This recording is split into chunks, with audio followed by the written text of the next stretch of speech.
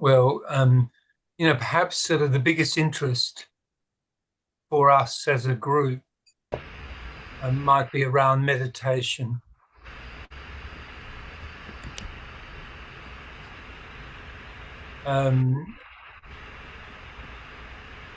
Recognizing what that actually is.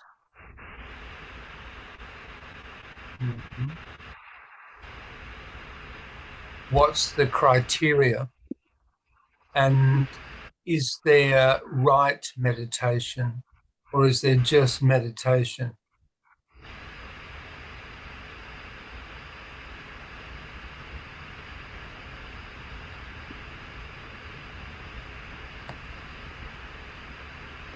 Anyone wanted to share your view on this? This criteria. Self-experience, self-realization, different This for criteria. different souls. So Rachel would question whose criteria. Why would we name meditation at all?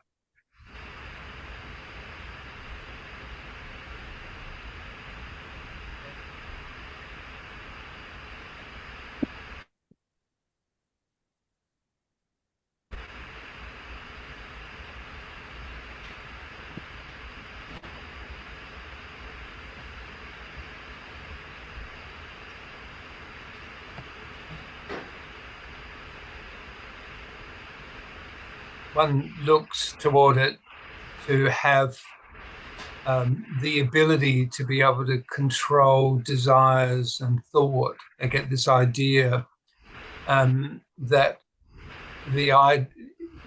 to have control over the mind would be that we would have control over everything necessary. This is an illusion. It's an illusion.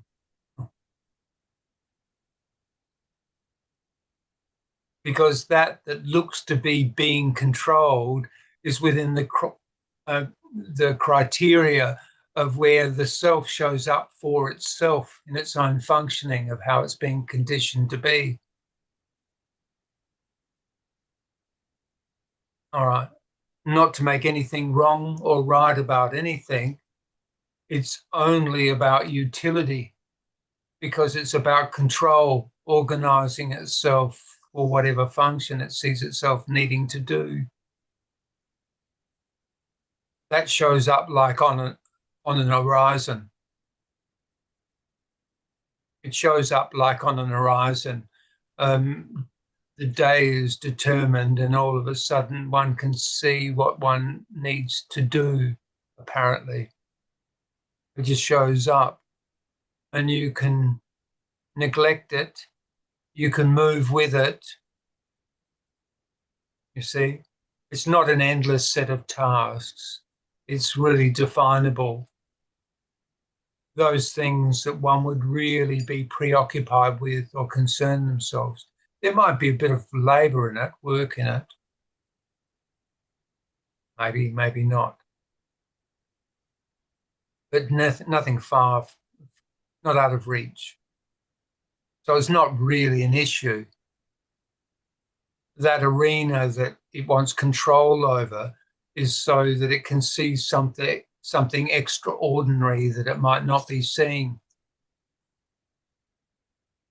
Like having certain powers, like city powers, certain powers, abilities, extra abilities. Those things that are hidden,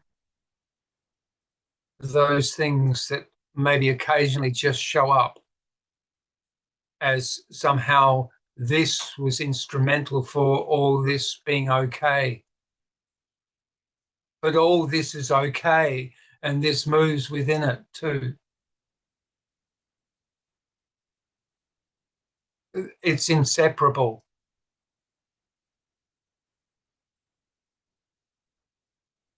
And when one would consider how to condition this, when it's 99.9999% unknowable, that it's just happening of its own, and that looks like a positioning, an I, a self, a namesake for its horizon, or where there's movement or an interest in thought,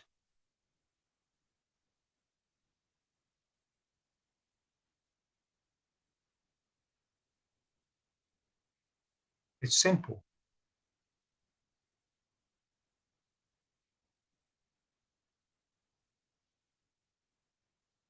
It can take on extra tasks, it seems, but that just shows up on the horizon. It appears on the horizon. That one would say is my will just shows up on the horizon as something to do. Nothing more, nothing less. Interesting.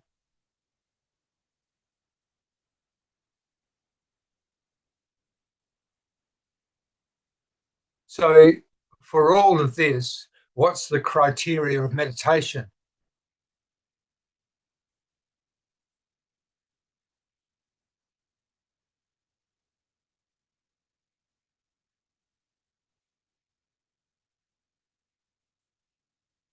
That can't be named. That can't be manipulated. Doesn't need to be. It extends throughout everything, the broadest horizon, including where an apparent I, with its need for doing or thinking or considering, shows up. It's all horizon. It's all appearance. That's really interesting. But anyway, that's the field of love, of life doing its own.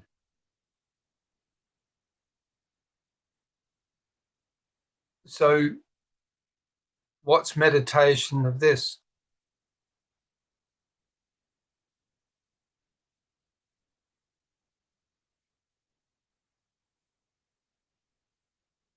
Yeah. Mahāmudrā rests on Naught. That's the meaning of it. It's the iota of a 1% leaning on the 99.99999 of the unknowable. Mahāmudrā rests on Naught. It's beautiful. Lopa. Beautiful. Just simple words. What's Mahāmudrā? The great equipoise of being just nicely positioned to move with the horizon.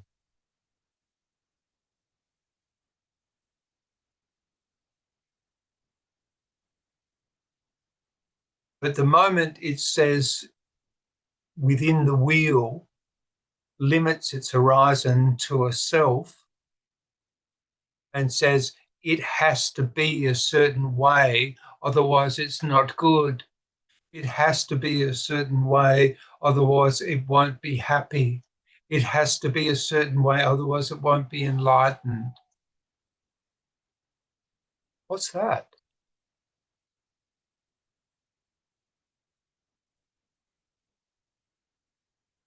Little. Wrong questioning. There's no utility. It just dismantles the natural facility to be in that utility, of moving in that utility. Really simple beauty. Moves like, leaves in the wind.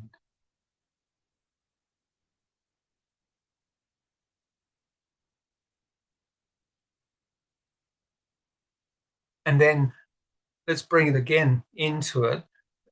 Meditation too. This all, even in the apparent movement. even in apparent causalities. Not for knowing, perhaps for knowing, but not for knowing, for being imbued in this inseparably. The natural state, this is the natural state. It's nothing special. It doesn't come from a criteria of attainment. It comes from an openness in looking.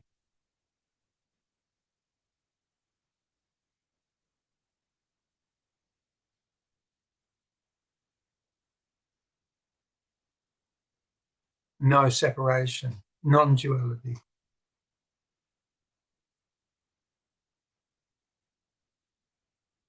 Even for where a self shows up to be distinct, one sees in perspective that looked to be an all-encompassing self now is just a set of elements of conditioning, of abilities, of utilities, of refined seeing perhaps, of expertise even, but in perspective. Not to rid an ego, not to say all these things have to go away and then I'm enlightened. No, in perspective. And meditation for this too. Even for that to show up. Even for that to show up as all-encompassing. Even in meditation, whatever way. This is meditation. It's inseparable. Mahāmudrā. It's inseparable. It's identical to life. It's not a doing. It's the same aspect of life showing up as this.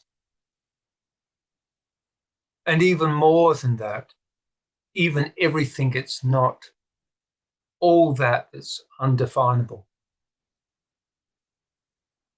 Even in the deepest sleep, this.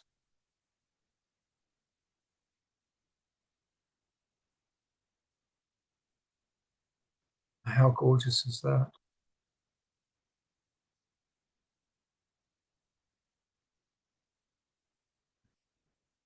Why? How could you put anything more in that? Why does it need anything more?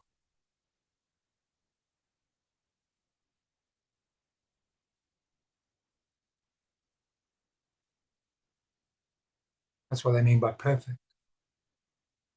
Mahāmudrā. The great equipoise, the balanced form. And having fun too. Not all serious. Being playful, remembering the child.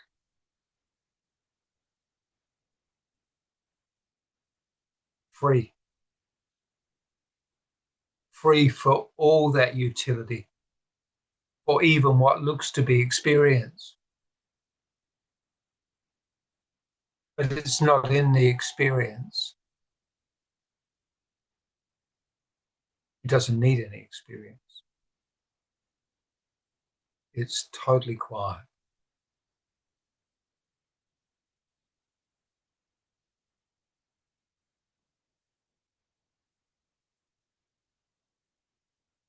And mind is seen in perspective. Thought is seen in perspective. Nothing has to be removed. Like a garden has variety of richness. You know, one moves around it, perhaps elegantly.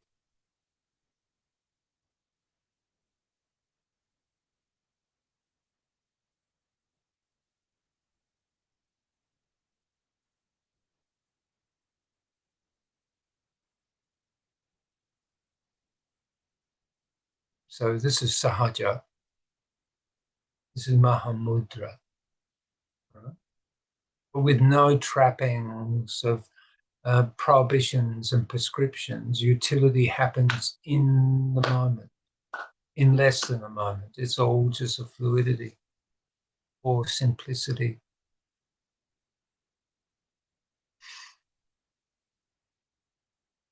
So, if you want to talk about this might be interesting.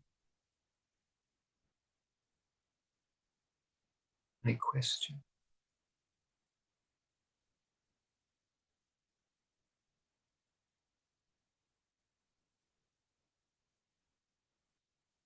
No questions are good. Does anyone want to share your experience on meditation? Why you meditate? What are your understanding about meditation? Yes. Actually, many people, if they do meditation, they can control their mind. Some people, mind controls them. So they can do the better, they can do the job or business in a better way, in my opinion. And to get into the Arunachala, that is ultimate, these two things, I think, why we should do meditation. To do the what we are doing in a better way to control our mind, senses, everything. Thank you. Mm-hmm. Now, say something on that. Right. It's a very, very interesting thing. The self is preoccupied with making itself great in this. Nothing wrong with that, or that we learn abilities. When in youth, it's good to learn abilities. All fine. That opportunity might show up to be. Or one might see the refinement of certain behaviors as working better than others. All well and good. But no concoction of that changes any of this. But, what looks to be a great deed. I was thinking about Neminath yesterday. So Neminath was the 23rd Tirthankara of the Jainas. And he was betrothed to a princess in a Raj clan. And Neminath was cousin to Krishna. All right, so in the period of time, Krishna and his clan were really, really concerned about animal husbandry and cruelty to animals and the like. So there was a very, very strong movement to this. Neminath refused to be married to this princess despite his loving her, because they used to do a horse sacrifice and kill 256 horses, right? So in his disgust of this, he went into the Girnard forest and climbed the volcanic peak and refused to come out until he was enlightened, which seems a secondary thing. Because in the first instant, he was worried about the horses being sacrificed. The horses weren't sacrificed because he never married.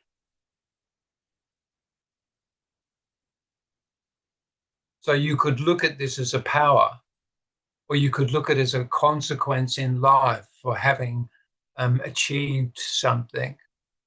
But Neminath didn't achieve anything. He simply walked away from it. For him, that wasn't workable. To kill so many horses simply because he was being married wasn't workable. So he simply moved away from that. But he didn't not sacrifice the horses. He just simply went into his meditation, into this, which is always so. So you could get caught up with the idea of city powers, that I might be great, but that obsession binds itself to a small form in trying to be great. That self is seen out of perspective. All there is this. That self doesn't exist. It's a set of criterias for that's workable here to Sandeep, or the utility of a simple life or making life better. All very good. But that's on the horizon. Anything that appears to be hidden is simply not there.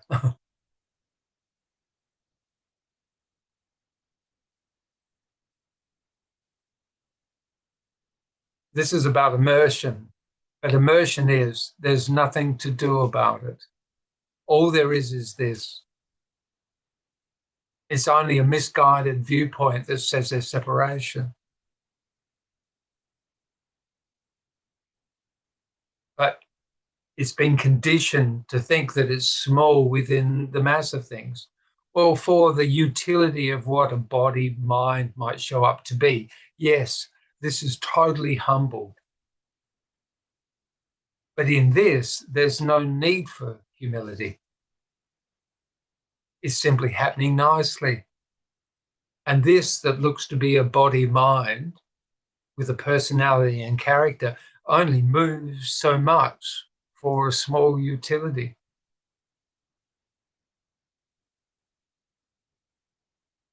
The most important thing in this meditation is that there is no separation. There is only this. There's not an isolated self. It has to be seen in perspective. If you eradicate the mind and there's nothing there, then how will it see in its discernment? And meanwhile, it's preoccupied with the buddhi. It wants the luminosity of intellection. It is that. That's all that's happening. This is all buddhi.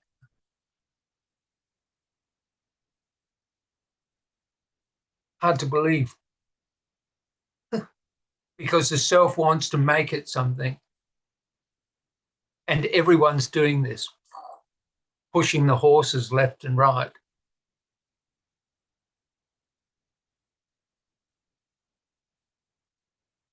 Interesting. Look at what meditation really is. See? But there's nothing wrong with that utility or refining abilities or whatever, like all very, very good. What looks to be a personal horizon seems to show up for a body mind too. Seems pretty obvious.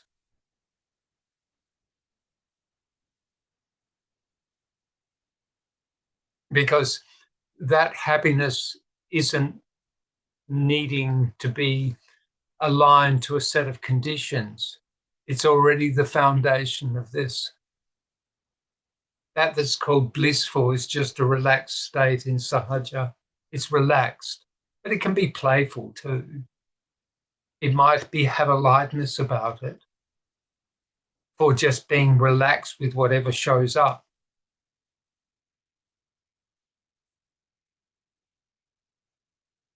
It's perfect. Those things that look to be causality or for creating greater powers, or everything's balancing itself naturally. It's all organic. The personal trip of my greatness, or this is foolish. That somehow this is going to have the capacity of something greater. That this is where we get obsessed with a self wanting to be a superhero. And it forfeits this for. All right, well, very good. If that's on your horizon, all perfectly good. But there's no doer in it. It's just appeared on the horizon. It seems to know to do that. It's its natural bhakti.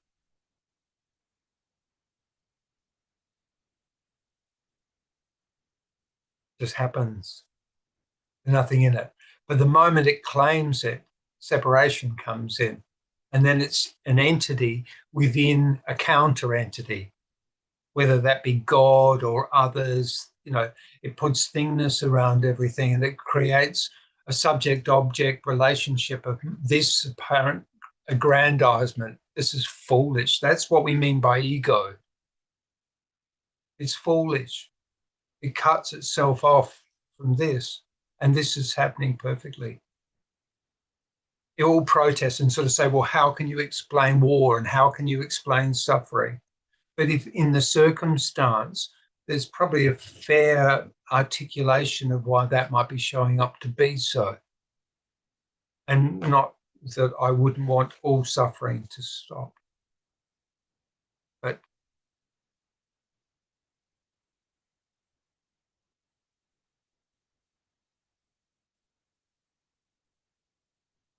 and meanwhile, all of this is showing up in meditation, even with contemplation, but not for claiming it knows, more in the realm of poetry. It might have a understanding of a refined causality that shows up for particular things. Excellent. That's beautiful too. But everything in perspective, all of it is meditation. There's no difference between Mahāmudrā Sahaja meditation, and you could throw in unconditional love and absolute freedom.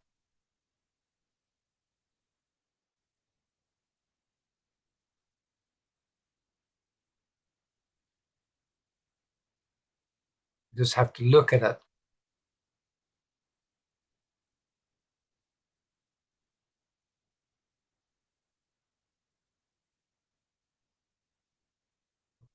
Hello, Josh. Hi. You're looking like you've worked out of a 1920s movie with that moustache of yours. Thank you. You're looking very much like the adventurer.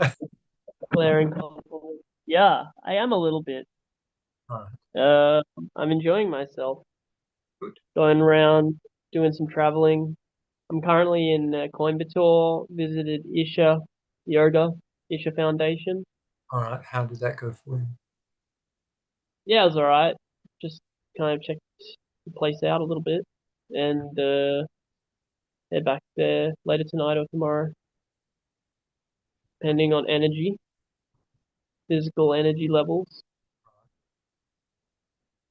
But yeah, everything's going hunky dory over here. Excellent.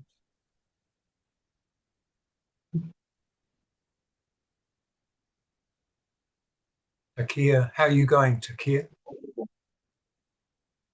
How are you, dear? Hello. Good. Very good. Yes, very good. Everything been a good month? Good month for you? Happy New Year. Uh, yes, month just started. Yes. Mhm. Good, yes. Good. When Meditation. meditation, as usual. Yeah. Good. Good. Yeah, nothing, no effort required. With Takia, he just falls into meditation. It's good. You enjoy it. You naturally enjoy it. It's good. And Anna Marie, yes, yes. Meditation. That's good. Mm.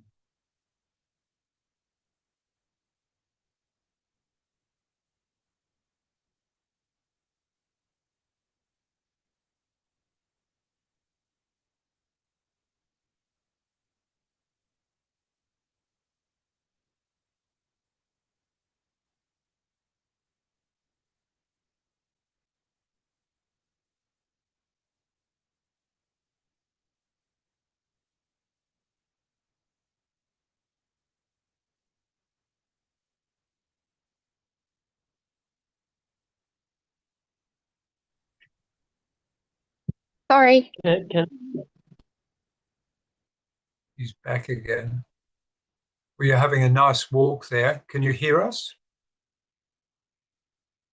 Jerry?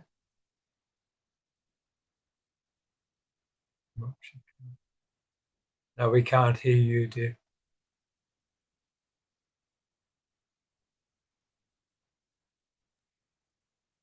Hi.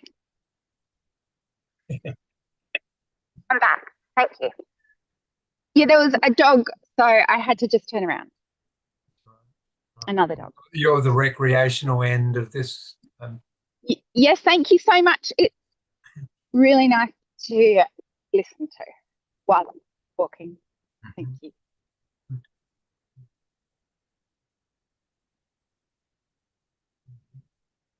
Any more questions?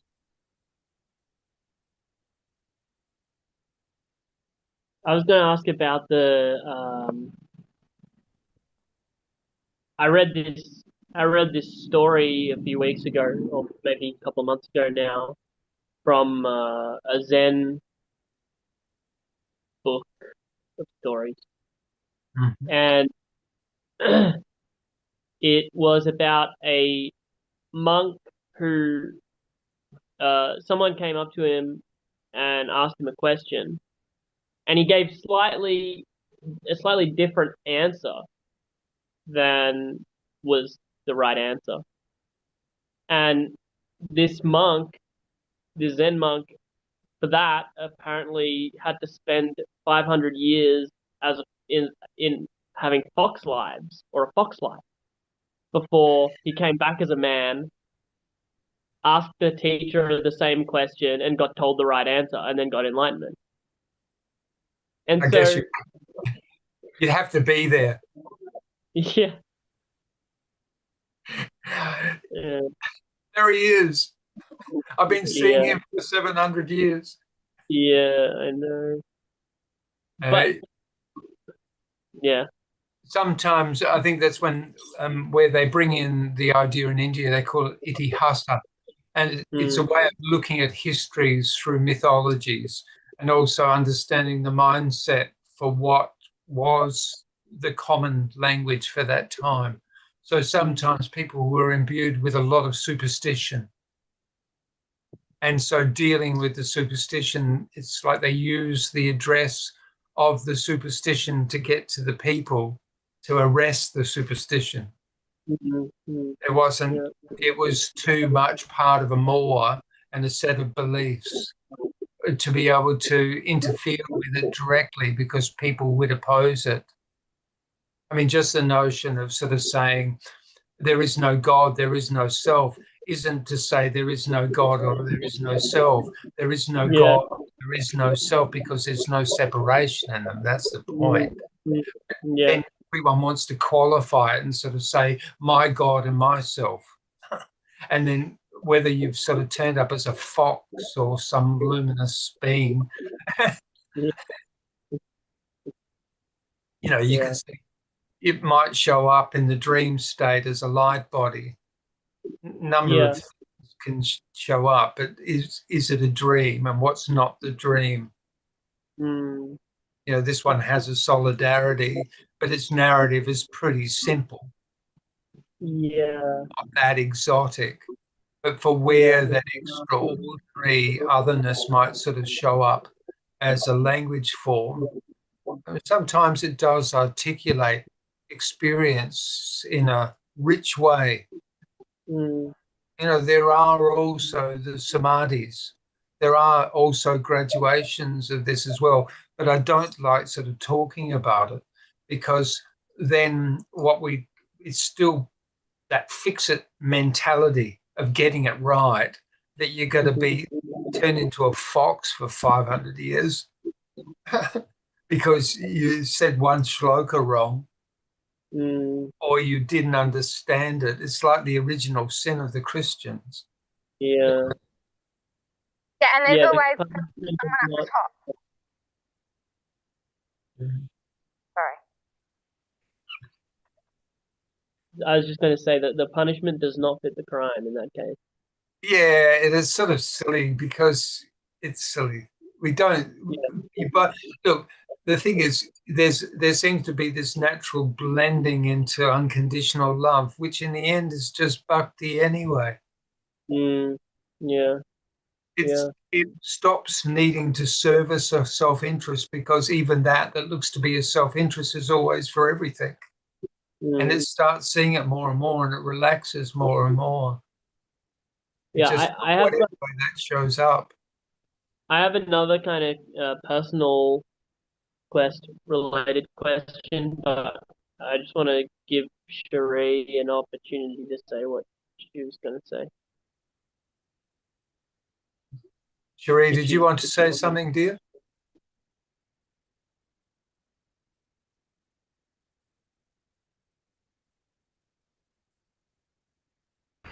No. Josh, you just go ahead.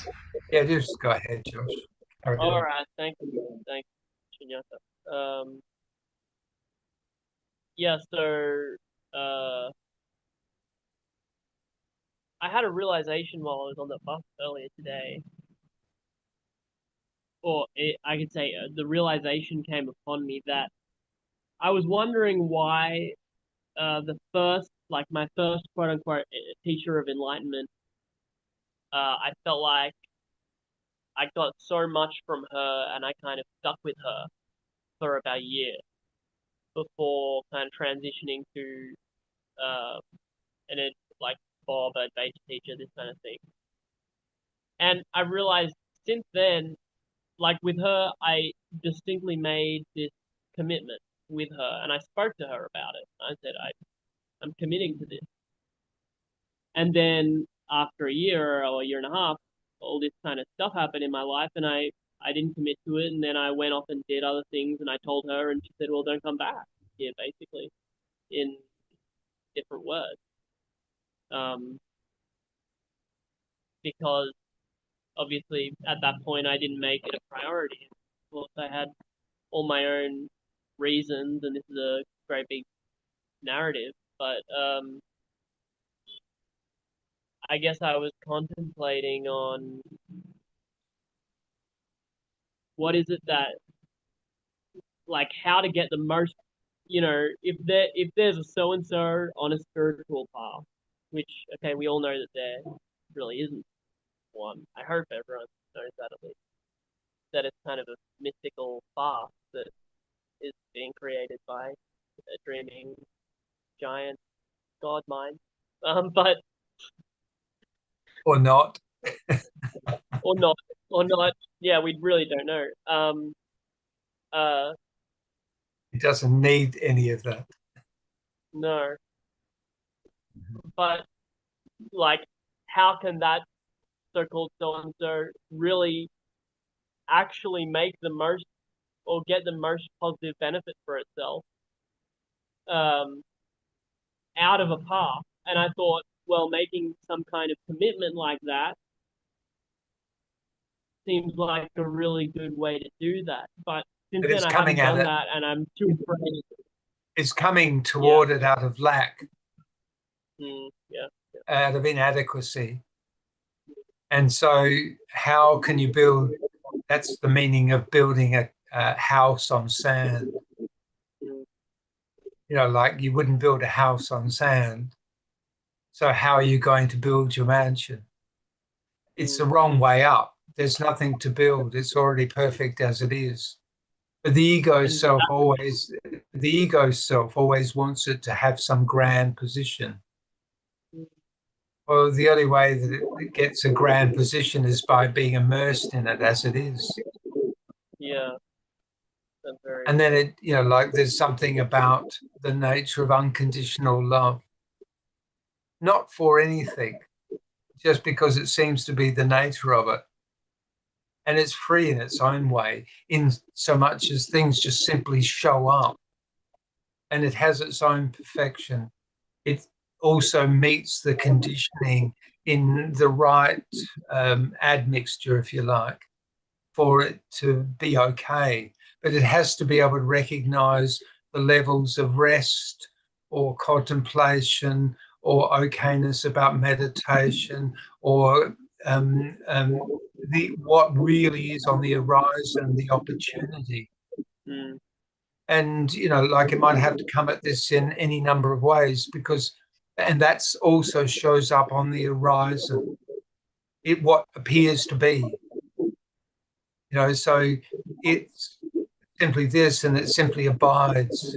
And there seems to be just a natural humility in it, but it's also really lovely, just lovely, nice, simple. Mm. You know, and there might be discord or there might be chaos or there might be cacophony or there might be all number of things, but also there's the perfect equation of even quietude, even in the midst of even an apparent personality and character in the body with thought acting out. Even that is like Chaitanya doing a dance in the street for a god, but it can take on any form. But it might be very, very astute and be really going right into studying particular things, and that is also the horizon. Or it might find that it's going to really look at formal meditation and look at all the different things that seem to be associated through experience and what is absolute about it, perhaps. You know, like it's all free to move in every way for whatever way is showing up on its horizon. It's also free not to act. Free of concepts. You see, it's like it's totally free, but what that shows up to be is real simple. Like, you know, like it's like a recurring dream. It also has that simplicity of knowing it all so well. There's nothing to know about it. Mm. It can show up in all forms. But this, the more it relaxes to this just simply as it is, and I'm not saying that for how mind and thought shows up might even show tension or an issue, but it's seen in perspective.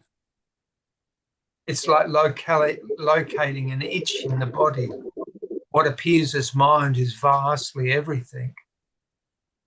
And I don't mean psychic, I mean simple. Just in its simplicity, it's so immense and so rich for all the doing in it, everything cooperating. I mean, how do you know, like, but what we've been led to believe is we're sort of like the supreme Homo sapiens we've got it all worked out, you know, like, and all we have to do is focus on an artificial screen and hope that it's blank. Silly. Yeah, This screen is it, all of this, a whole lot. And, you know, like, hold it in. Really. There's nothing containing it. There's no container. Yeah. You know, that container, which was recognized as a set of experiences with whatever history, whatever, that old pot has broken apart. It can still see where it used to be in space, but it was only ever filled with space. It's okay to articulate edges. Oh, I can see the shard of the old pot. But it was never that. Mm. You know, the question that comes up is the meaning value we bring to things. That's where, and the self looks at its criteria of conditioning and tries to rearrange that to make it big enough to be able to get this. Yeah, because it creates this idea, this to get, but it is this. I mean, what do you divide? And it's dividing out exactly that, but not. It can't divide out that because it only sees that level of perception, that neurosis. It's neurotic. And it's rife through humanity at the moment. Yeah, but I mean, I guess self-obsession. Yeah. It's come up since the 1950s. Like a conceptual. Only a new phenomena. It's a new phenomenon. It's and there's so much meaning placed on it.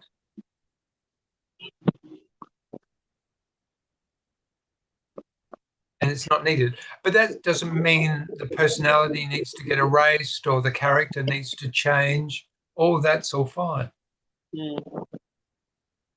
That seems to be part of the organism. Yeah, I mean, the thing is, I don't exist, you know? Like, when I try and find what's at the core of this whole this, you know. And that's it.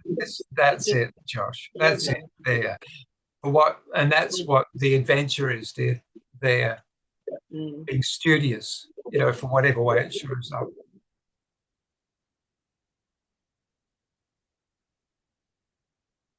And good.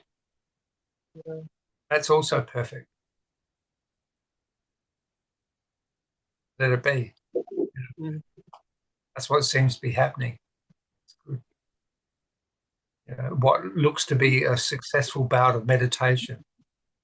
I think it was only quiet for a minute. Yeah. Not the thought. Before the thought.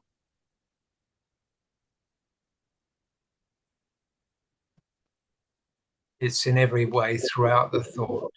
It's everything that makes up the thought. It's nothing that the thought's made of.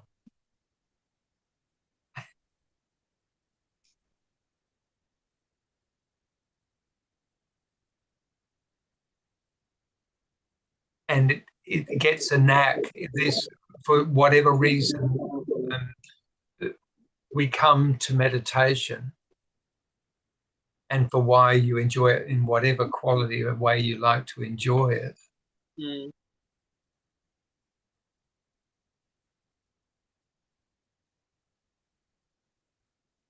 Well, that seems to be its contribution.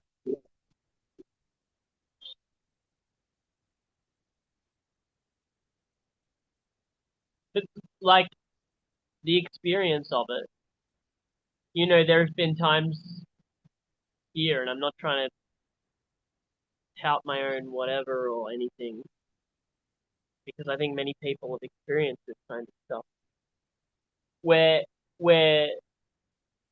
you know, the oneness with reality is really comes to into the experience. But then at the same time, it's like, well, actually the basic teaching, or what Bob said at least, was, you know, and what you're saying now, it's this.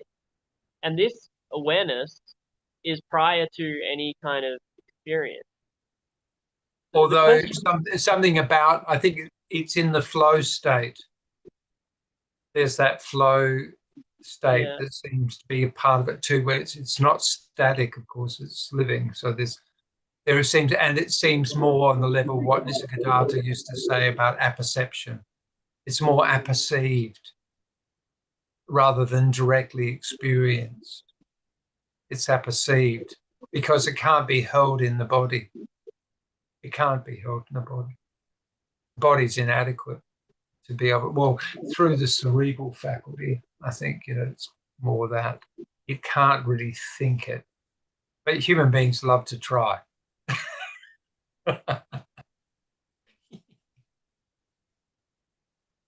They love to try.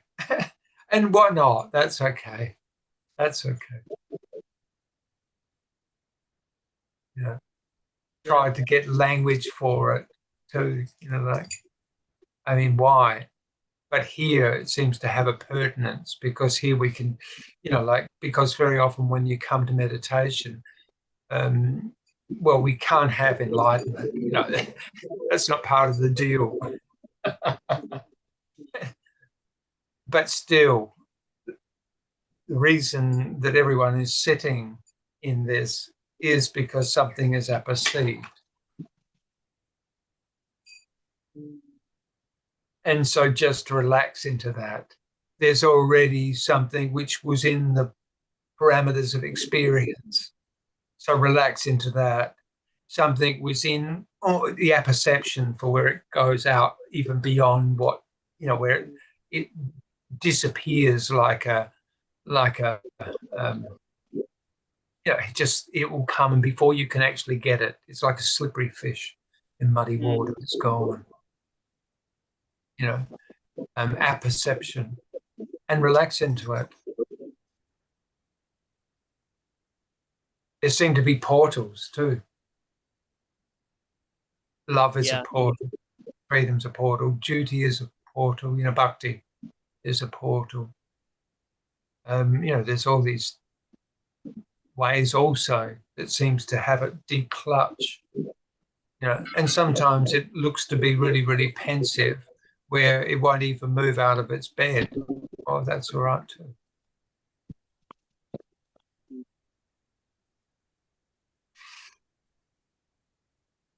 Freedom. So anyway. Here's another aspect. It's like sometimes there's this kind of thing that wants to be looking at these so-called mental habit loops or whatever, and try and just express them egolessly, because that's what it feels like it needs to be doing to, I don't know, when that pattern has arisen. Oh, this pattern means this, therefore I do this. No, it's going to get me enlightened because I fixed whatever I think it is. Alternatively, it's about just purely clearing away all the patterns, which there's some confusion relating.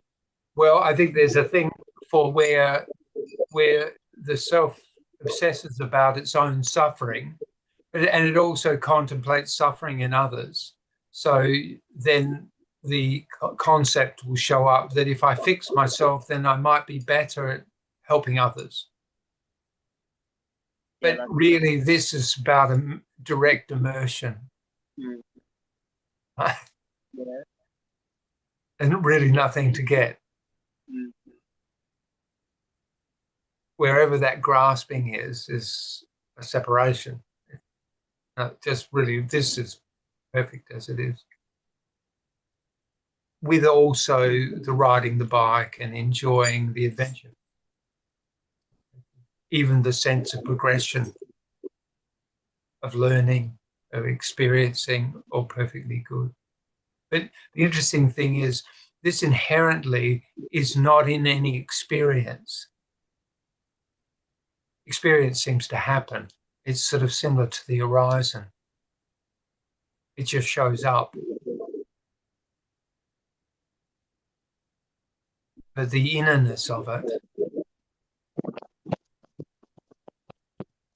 the emptiness of it, and not as a negation either, not as negation, just the inherent emptiness of it, like a type of beauty.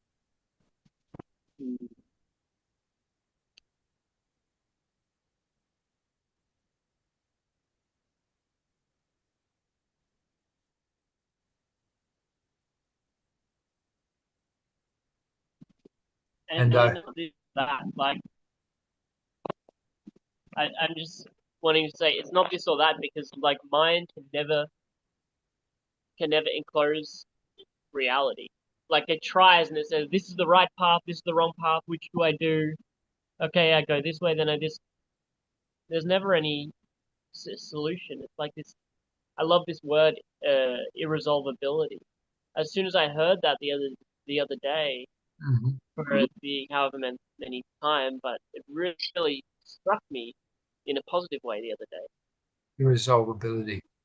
Yeah, because we're in these loops, or at least in mind, can get into these loops of thinking, and it's just like, I don't know, bad information. Like it's not correct anymore. Or relevant. Again, it sort of goes that thing about irresolvability. goes back again to sort of building the house on a foundation of sand. You know, like irresolvability. Who is it that says that it could have the power to be able to initiate such a grand task? You know, God for a day. It's going to go wrong. Yeah. You know, like it's cerebral, and this cerebral thing, you know, it's fine for making language or um,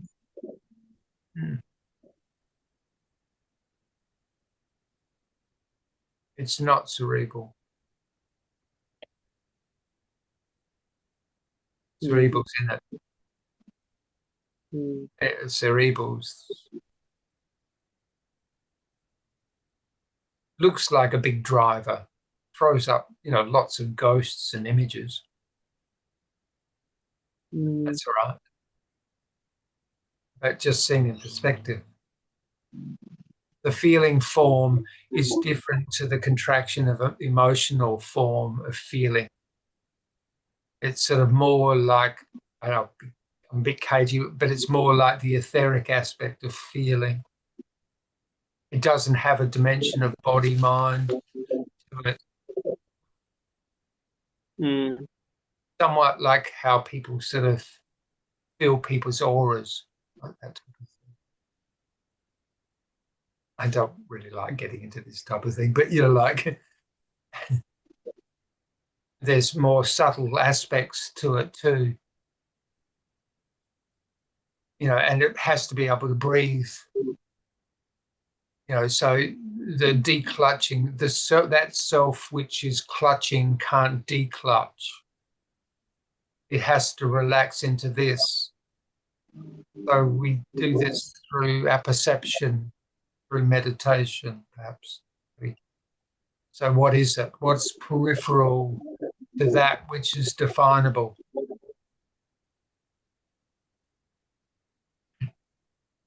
It's throughout it all. And for that you would call attention, how could that be pinpointed? It's already magnificently huge. It's that level of feeling doesn't have a feeling like in a body. It doesn't need it, nor is it cerebral, although it seems to have a shimmy through everything. It has no substance, but something of it is apperceived, and it's in the relaxation from being free from that emotional contraction of getting it right or getting circumstance, you know, all this type of thing. Self-persistence. It's all good for managing a household or managing a small body of people, but you know, beyond that,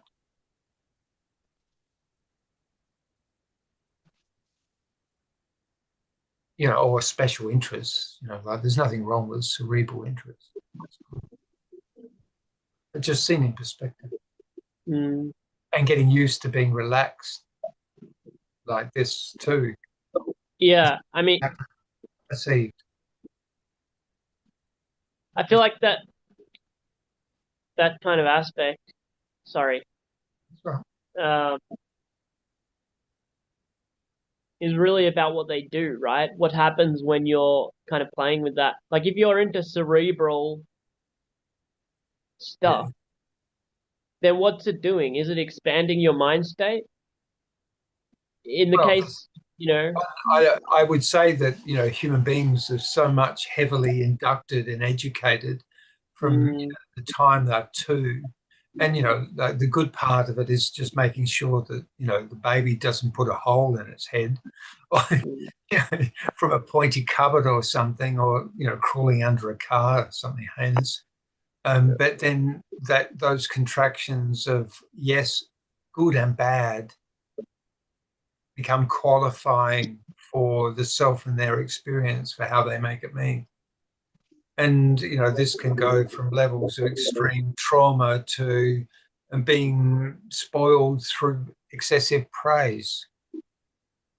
Could take on any quality. But these are all just incremental qualities within a supposedly definable self that it sees itself through memory. And, you know, what of that is useful? You know, how much of that seems to be really excessive. You know, and people are really, really obsessed with it. I mean, it's fine for thought just to arise or the appropriate memory coming up because it helps sort of qualify a circumstance. But the self-obsession underlying sort of neurosis of failing, particularly sort of in the West, but it seems to be everywhere. You know, silly. But it's encouraged to do it, to get stuck in the wheel of that apparent self and then obsess neurotically about it to get it right, to be able to fit in. And it does that for its whole life. Terrible, isn't it? Yeah, it's horror. Oh, not good. And so, you know, but this is all part of an illusion. But for where people have gone through horrible trauma and the like, well, then, you know, there's something pertinent because you have to unravel it, it seems. Seems. But anyway. Lots of unconscious beliefs. Say that again, Sherry. Sit still for a little while so we can hear you.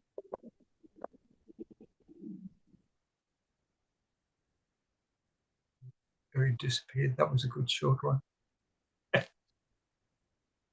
But anyway, you know, really what we've done this evening, we talked about looking at meditation as being sort of a focal point. I don't put a lot of emphasis there, but because the household is so strongly meditative, it will go into meditation.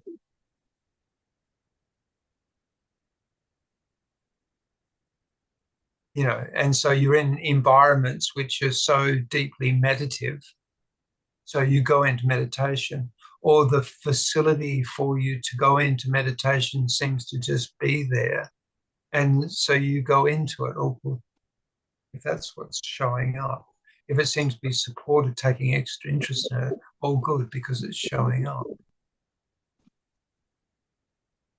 You know, so, and you can see the parameters of all this. But, you know, see it in perspective. Sahaja is this, the natural state is this. It's not dependent on the small definition of the supposed self. It doesn't agonize over its conditioning. It just simply moves it toward workability as best it can. It doesn't need to look at it as right or wrong. It simply sees workability and moves toward that.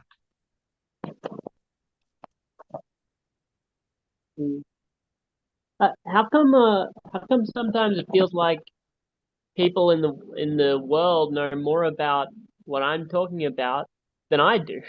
I mean, or what I'm thinking. For example, certain questions get asked to me over and over again at some point. Like the last few days, it's been, "Hey, are you single? Are you single? You're single? You're single? You came by yourself? Are you married?" Like people thinking, like, "Why haven't you gotten married yet?" And I'm just like, well, I'm just kind of, I don't know how to answer all of the time. Like, well, I guess I never got engaged. The so I'm trap not. of youth, you know what? Man about town and Tiruvannamalai, wherever we are. Yeah. Yeah, silly. Yeah, for exactly what is mind, you know, look at it really, really carefully, and what is an original thought, honestly. Honestly. And the 100th monkey, you know, like for where a monkey on an island's using a stone to break a nut or something, and all of a sudden the monkeys on the neighboring island start doing simultaneously the same thing.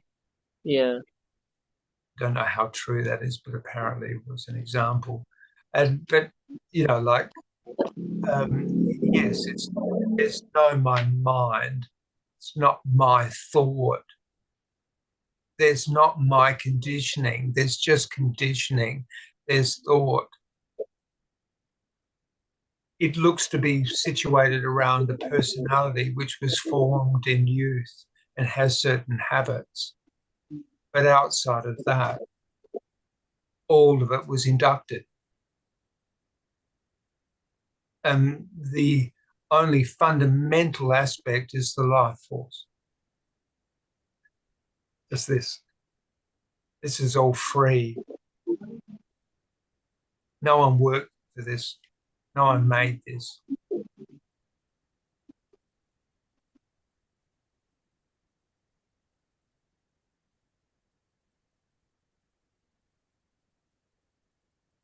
That free.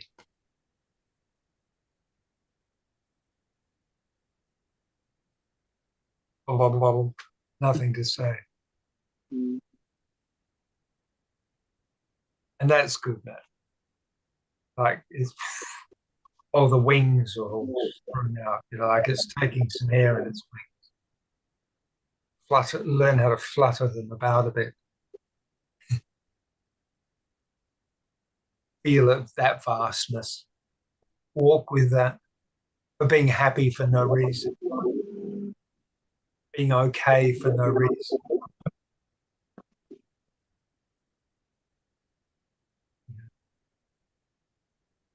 I'm going to mute and take my video off and go and get some lunch because I'll be listening till then. So. Thanks, Thank you Josh. so much. Thanks for tuning in with us. That's nice. Thanks for the contribution. Yeah. Well, that was nice. Well, as we sort of should round it off a little, because that, you know, that was a pretty good dive into looking at meditation. Anna Marie just took advantage of it and just chilled out for the whole time. I'm just breathing. Nanda seems to have done the same. Takia, he's the same, natural meditating. Cherie took us for a nice walk. Some deep, well, you lovely questions. Good to probe, and thank you for your presence. It's all really nice to come together. Ekomananda's planning on doing this fortnightly. I think she mentioned to me possibly, you know, for just a queuing in and, you know, just touching base and, you know, just, you know, I think this is good. I think the conversation is good and deep, and we seem to get to these really nice resonant states with one another where, you know, meditation isn't elusive, nor is there anything to do. There's nothing that needs to be added onto this because it's perfect as it is.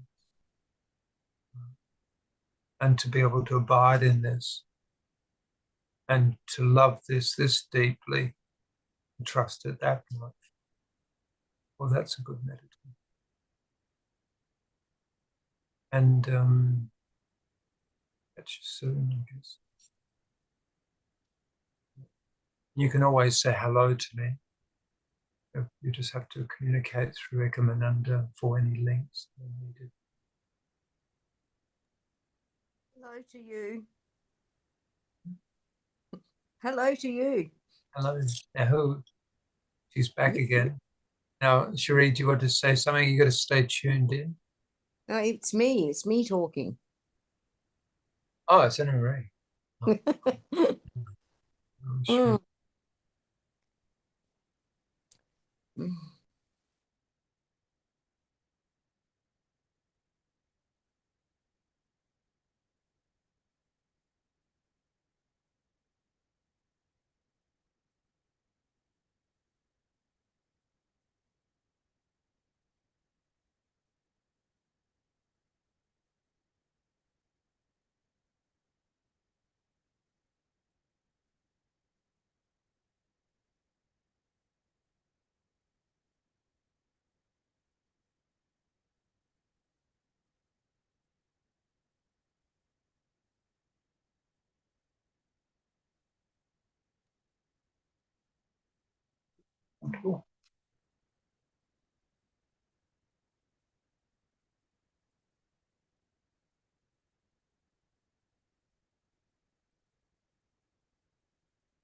Excuse me. Sandeep. For the doing this spiritual journey daily, any food habits do we need to change? Can we eat non-vegetarian chicken, these kind of things, fish weekly once, or what is your suggestion? All the modification that appears in conditioning, right, for those things where there would be a refinement to a greater utility, perhaps, appear on the horizon as an opportunity. And it's just simply that. And one moves freely. And if you fall over your feet, it will come up again to be clear, if such a thing is there.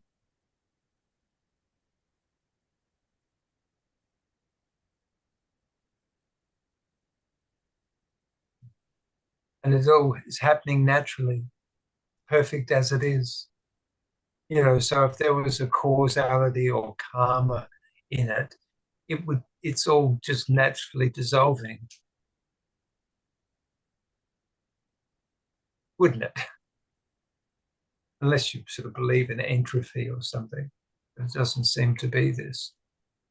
This body seems to have gotten old, but there's something about the clarity of it which gives even life meaning. There even seems to be attainment.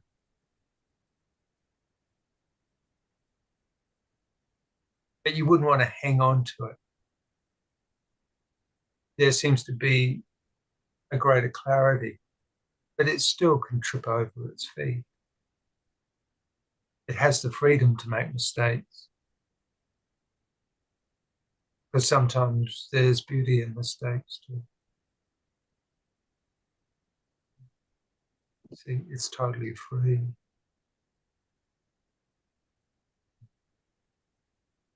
So, everything has its own natural progression, it seems. It seems to be very straightforward, simple, more like Tao.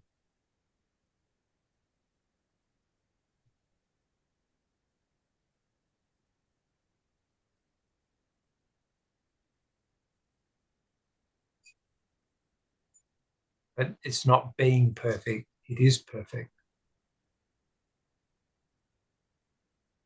But and the in self Arunachala, can't when believe that because it claims everything it does. But that ownership to its doing, the deeper the meditation goes, the more one relaxes and just sees that that's just emanating out of the conditioning. It just moves that way. And if it doesn't work, it just modifies it a little different. Pretty simple. There's no self between the conditioning and the contemplation of it. It's immediate. There's no one where it has to pull it into shape to make an image of it. It will just simply look. If it doesn't work for it, then it'll put it aside. If it's enjoying being playful, it will be playful. If it wants to be really stoic, it will be really stoic. It's totally free. Yeah. And, so if you have an interest also in literature or spiritual writings or the like, the one that qualifies it is here. Each to its own. Measurement isn't in accepting an idea just because someone says it. It looks at it itself. This is moving more like a mass, or where it works itself as a human species. It organizes itself as a mass. It's less important for an individual to show up. The individual just simply shows up for the love of friends, perhaps, family. Not so important.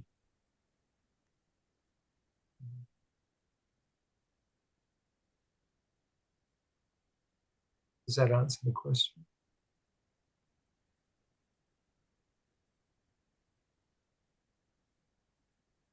But in Arunachala Ravana book, Sattvic food and all these kind of are written. We have to do Sattvic food. It's good for our emotions and spiritual journey also. I have read in some book, Arunachala Ramana. Right.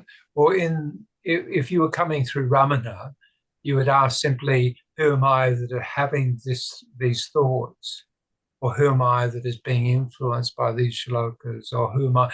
And look at the quality of those things directly, and see if it's true.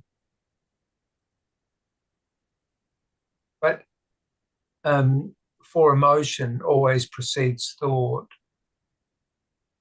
Mood is a little different.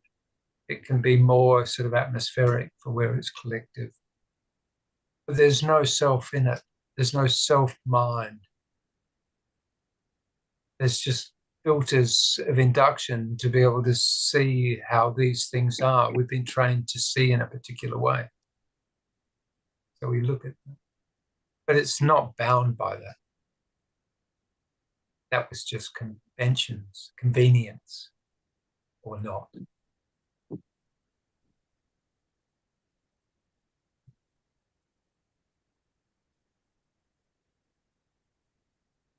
It sits with emotion because it isn't the emotion. Emotion seems to be triggered by a body chemistry. It could happen through eating the wrong food. It could be just tripping over your own feet, small mistake. Make your own adjustments because that life is really particular to this.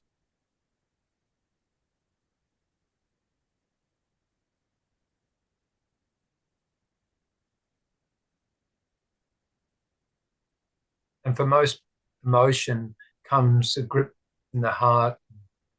We talk about this a lot. The thing about breath is that there's an asymmetry, the heart, physical heart, and the breath. So one breathes to balance out that. So if there seems to be gripping emotion through thought, and you feel that it's disturbing or too sticky or whatever, you breathe. Then you breathe and breathe until it settles down. But sometimes it might be good to sit with the emotion too. Something in the conditioning isn't working. So, okay, it seems to be hardwired, but something about that is not about good or bad. It's about whether it works. And what's it working for? At the seed of those things. What underlies the desires and things. Phantasms, dreams also show up in the horizon. It is just appearance.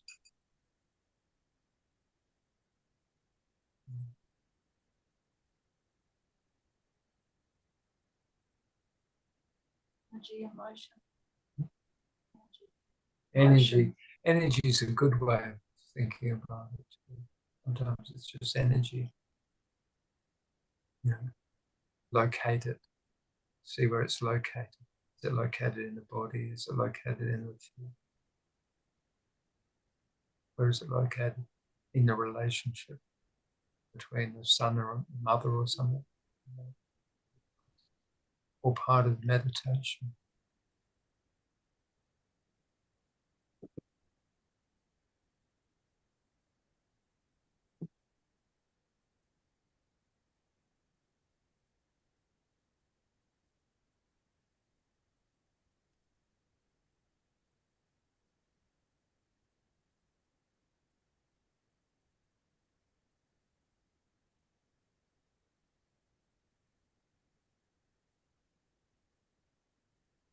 Slowly, actually, I started removing those animal foods. Slowly, it takes time. Around, I have completely reduced. Especially Sunday only, I can't stop myself from eating that animal. Uh-huh.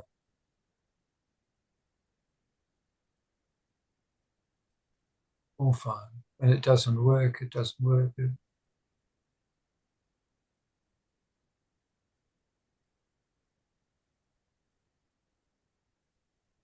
It's totally free, even to make mistakes.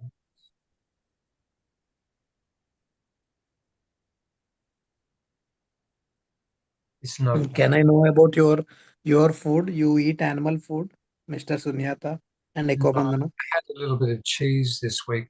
I think I'm not really very big on dairy food. I I'm prefer, asking about meat, fish, chicken, these things. I think we had some fish. We have some fish. I think someone bought some prawns, and I said, look, they need to be eaten. I'm not going to waste them. So I'm not fussed by it. It's all right. Nice, Sometimes, especially in Australia, you get seafood, good seafood in Australia. well, it doesn't chase it out of, I don't really have those types of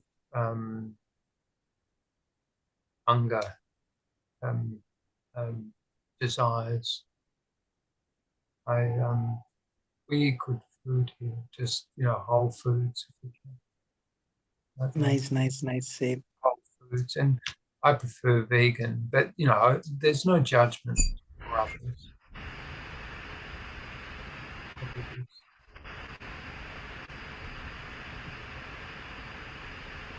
I prefer vegan. Practically, we are vegetarian.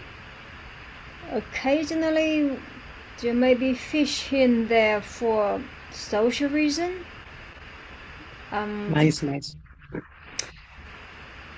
Now, this is moved by God. Now, it appears that the body have some ideas that, for example, 2026 New Year resolution, let's try to be a vegetarian. So that's how Ekomananda, this body started to be a vegetarian. That went back in 2017. Wow. But before that, the body has not eaten a lot of meat anyway. The body grew up with vegetables, grew up with not much food available. So the body is more or less conditioned with vegetarian food, and every single meal she must have vegetables. And that's her habitual way of eating. Now, does this have anything to do with liberation? Yes and no. As we said, God moves the body. When the body isn't ready, you can't force the body to eat vegetarian food. And for what we see in the spiritual community, vegan can be problematic, particularly if you live in a worldly life, like you're still social, you still have your community gathering. Vegetarian is good enough for us. You get all kind of substitutes of your nutrients. It's just that you got to start somewhere. If you feel you are inclined to eat healthier, to do your daily meditation, to do your daily yoga, it's perfectly good. Because this idea coming today, I'm going to be a vegetarian started from this year, or I'm going to really want to discipline myself to do my daily meditation, perfectly good. But sometimes you'll notice that you actually drop out of this idea, this desire, or certain sadhana you would like to establish. And it's okay. Totally it's okay. Because what happens to the body, it simply happens. And if you look carefully about what you want to achieve, what you aspire for, it drops. It drops. It goes up and comes down. Goes up, comes down. It's like sunrise. It's like waves. It comes in, it ebbs away. The sun goes up and comes down. So the body, our sadhana practice, as far as our experience, this body's experience, when we first started in Vipassana 2021, the body was very ambitious, wanting to sit 2 hours a day. That's Vipassana's guideline after you sit the first round. And it will fall off. Like no matter how hard you try, you just couldn't stick on these 2 hours daily, and you begin to think there's something wrong or you're not doing well enough on your spiritual journey. Now drop that, relax about it, because even if you are not sitting, doing Buddha, doing Vipassana meditation, or even if you're not doing Ramana style of meditation, you're not questioning yourself, who am I all the time, you're still working on things. Now this working on ourselves, sometimes it's not so obvious. Even if you move through different ashrams, you move through different cities, even you went on holidays, you're still working on your sankhara, karma, we may say. So don't beat yourself up. That's what we want to say. Now, if you're happy to eat a bit of meat, I mean, we don't eat them. That's how you feel, because that's what arises within the body, and that's what the body considers joy.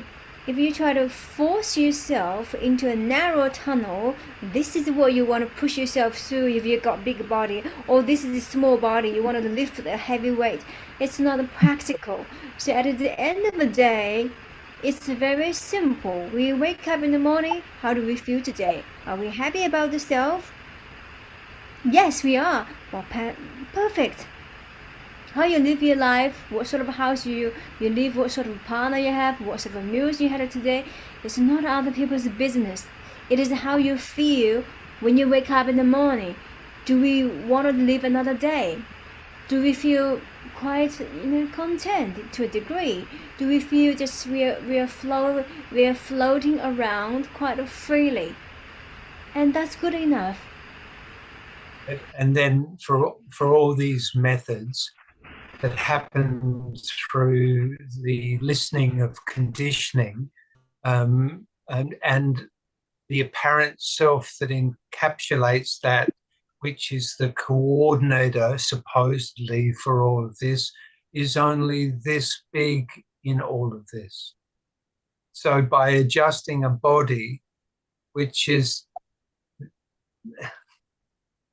and I'm saying this is how it appears in consciousness.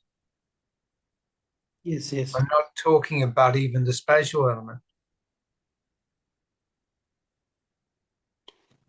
You see, that perspective is straight away arrested, or its okayness.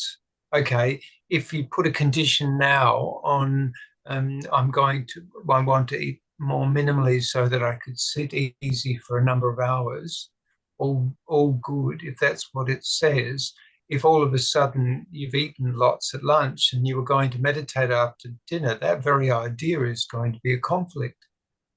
It's perspective. It's only the body, mind is only this big. So if the stomach's satiated, well and good. If you would prefer to run on minimal food, really good. If you prefer lighter food, I always love the lighter food for deep meditation. Pardon, which food? Lighter Latin. food. Lighter. Lighter, yes, yes. Like vegetables. Actually, after rice. doing my sadhana only, I eat brunch. Little- Without doing sadhana, I little. never eat anything. And I'm not saying it should be that, but you might enjoy that. It doesn't really matter, because it's only methods. All it's concerning itself about is the body-mind. And if we would include consciousness and the ability to use all the senses, we've already surpassed all of that which concerns us so much about excessive thinking or emotion. It's already expanded way beyond that. Now, this, see, it's perspective. It's in perspective. So yeah, all these things, but this is why we don't really talk much about that. Because, it's all right. Get a breath, a lot of food, very good. You want to sit for hours? Okay, do that. If that's what the opportunity seems to be, or how it seems to be showing up for you. But there's no achievement in that. It's just instrumental, just utility. Just utility. How can a self claim it? Let it organize its utility. It's a good manager. The buddhi. But the buddhi's not concerned with the smallness of the body, mind. It contemplates and thinks out those things really simply.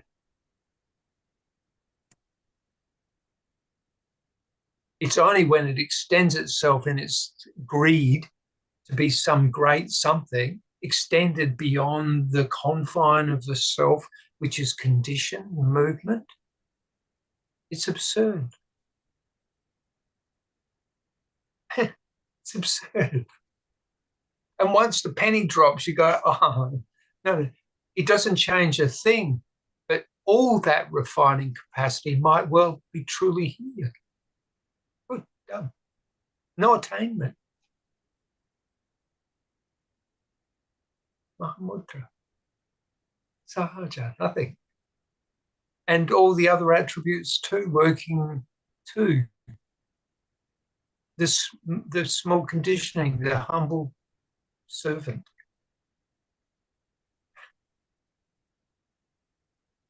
You see? Interesting. All perspective, each way, because that's all that this is talking about, just perspective. Just keep going, coming back, no methods.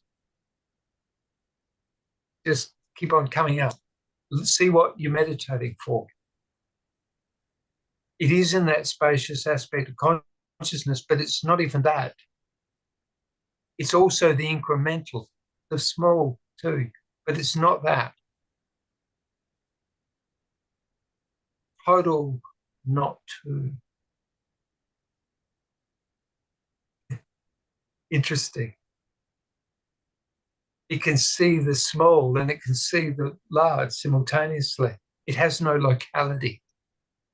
It seems to be in the waking state of the consciousness, in the awareness, but the awareness isn't directed. It's open. Doesn't mean it can't have pinpointedness when it needs it, but that happens within it.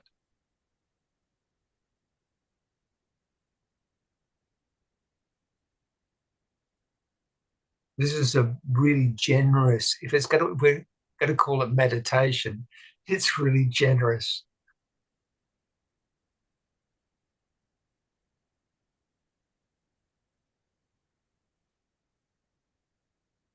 Yeah, and then here, you know, we could start talking about samadhis. But yeah, no, because there's no achievement, it's the natural state. Sahaja samadhi is the natural state. You can't talk about it because people start wanting to go toward, you know what I mean? They think that by molding the incremental, it can make it outward. You see? You see the irony of this.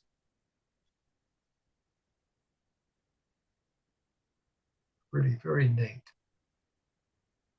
Perfect. Perfect. Anyway, that's a pretty big session. I think we probably should call it an evening. Now we're going to be doing this every couple of weeks, so we'll sort of hone in. Yes, we are so lucky to get blessings from experienced people like you and Ekomananda You're and other welcome. people. Yeah, well, thank you, Ekomananda, for putting me into this. I would never have thought to do YouTube or anything, honestly. But And today is Ramana's birthday. Oh, I don't know. Oh, what a day. Ramana Blessed. Gayantri today. It's Bhagawan's birthday. So Jayantri, we are mirroring India time, what, 3:30. Okay, so they perhaps won't doing anything special now. It's either in the morning and in the evening. There'll be special chanting, puja, ceremony going on. So perhaps let's do a short, silent meditation aligned with Bhagavan's energy, for him brings us all together. Just a short one.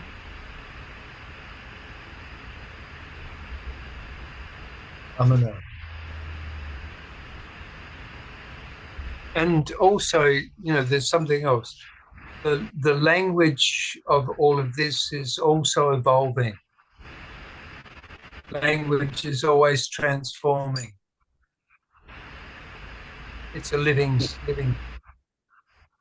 It's the living. What they mean by the living word. You have to. Well, we'll talk about that later. Language is developing.